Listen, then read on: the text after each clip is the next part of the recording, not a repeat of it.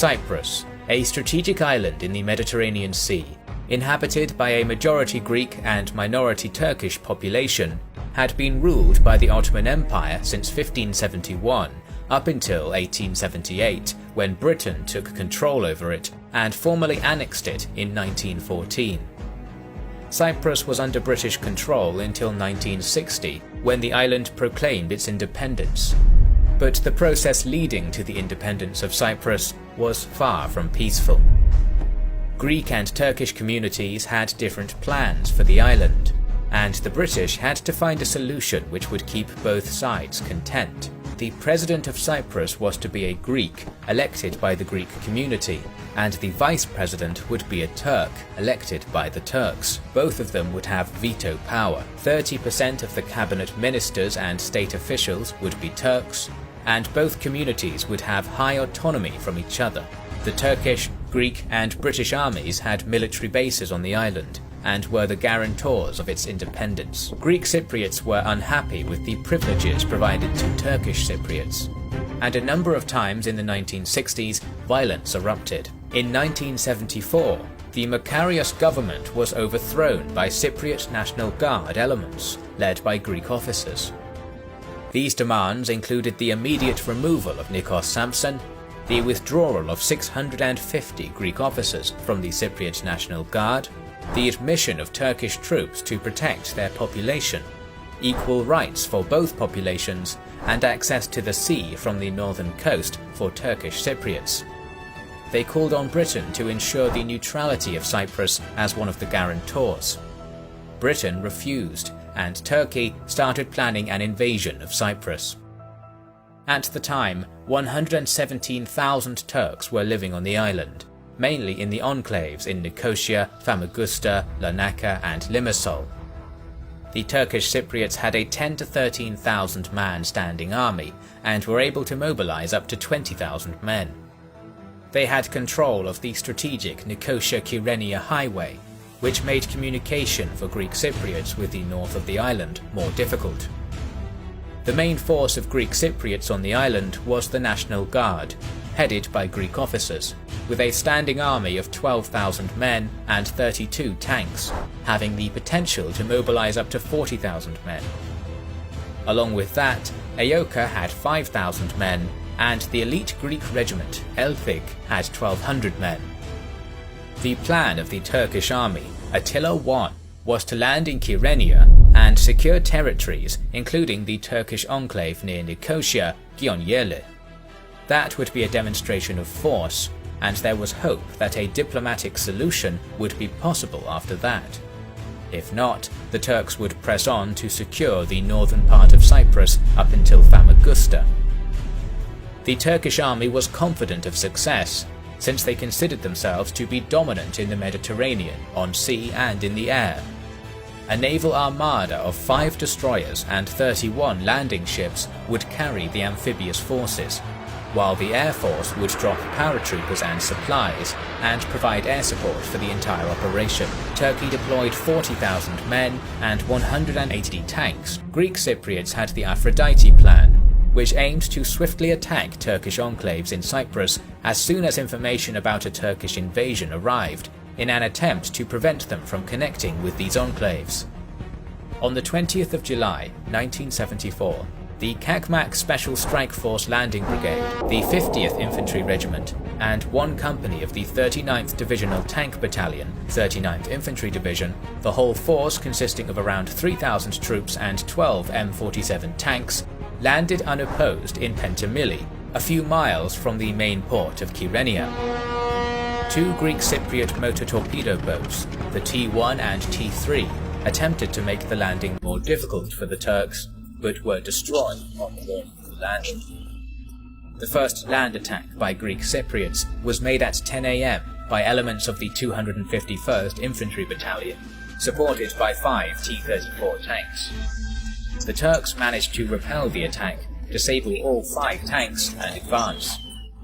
An attack by elements of the 281st, 316th, and the 286th Battalions, led by National Guard Staff Officer Lieutenant Colonel Bouthas, initially forced the Turks to retreat, but eventually the Turkish 50th Infantry Regiment was able to regain the lost ground and force the Greeks to dig in.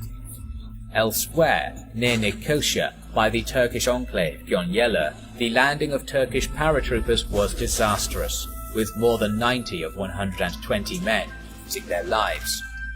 550 men and 20 tanks of Eltvik began the siege of Gönyeli, which was a strategic point on the Kyrenia-Nicosia road, cutting the island from the north to the center. Turkish Cypriots were prepared for the siege and heavily fortified the area with defensive and anti-tank structures. They were able to repel the initial Greek attack, and the following counterattack by the 399th Battalion inflicted significant damage to the Greek Cypriots, with at least 4 of their tanks being destroyed in the process. On the 20th of July, the Greek Cypriot forces attacked the Turkish Cypriot enclaves at Limassol, Paphos and Agaita Nicosia with different levels of success. In Limassol and Paphos, the Turks were defeated and many were taken as prisoners of war. On the same day, the United Nations Security Council adopted Resolution 353, demanding all foreign military personnel leave Cyprus and calling on Britain, Turkey and Greece to start negotiations to restore peace on the island.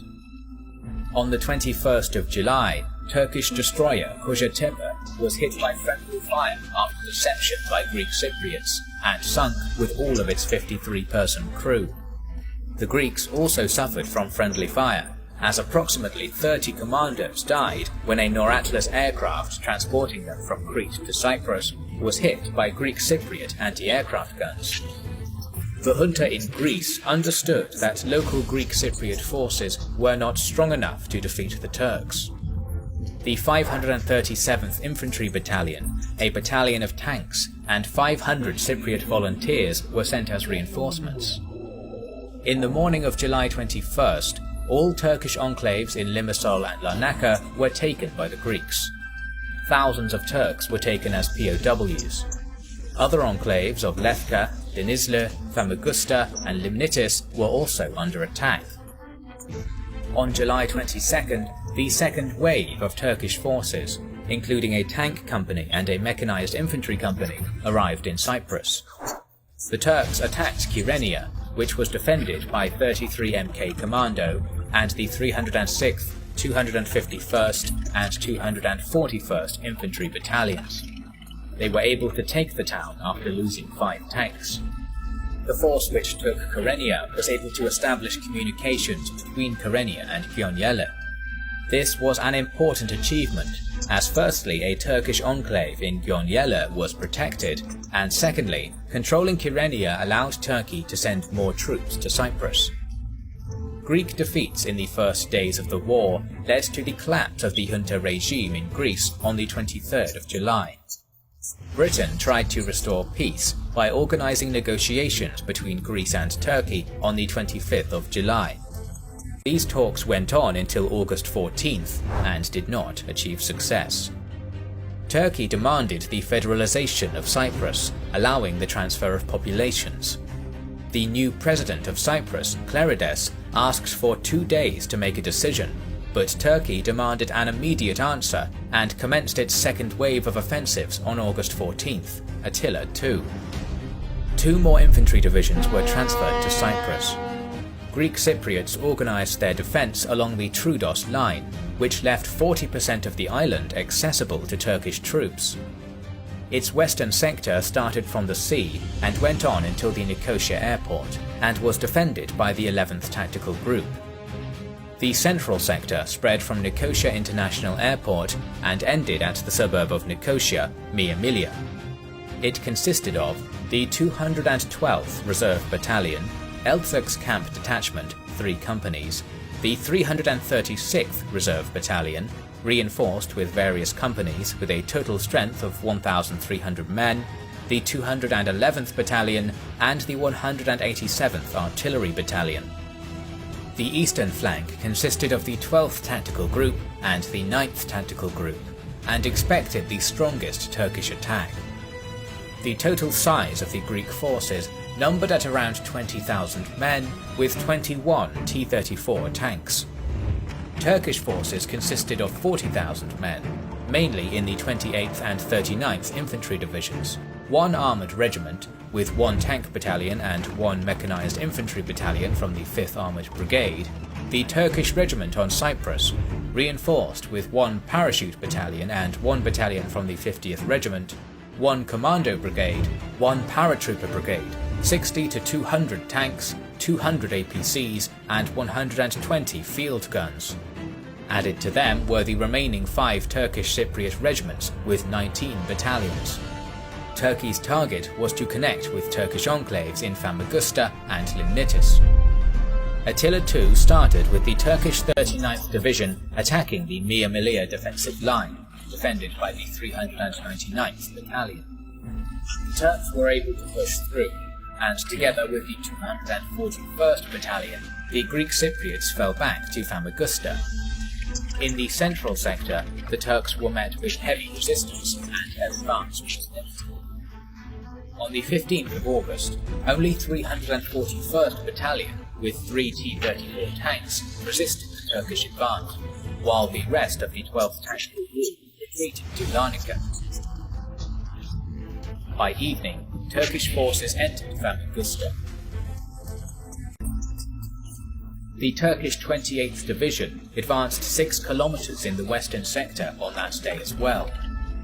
On August 16th, the Turks reached Morphu and Limnitis. Thus, the aim of the Attila II offensive was achieved. Turkey's campaign in Cyprus led to the occupation of 40% of the island. The island was divided by the so-called Green Line.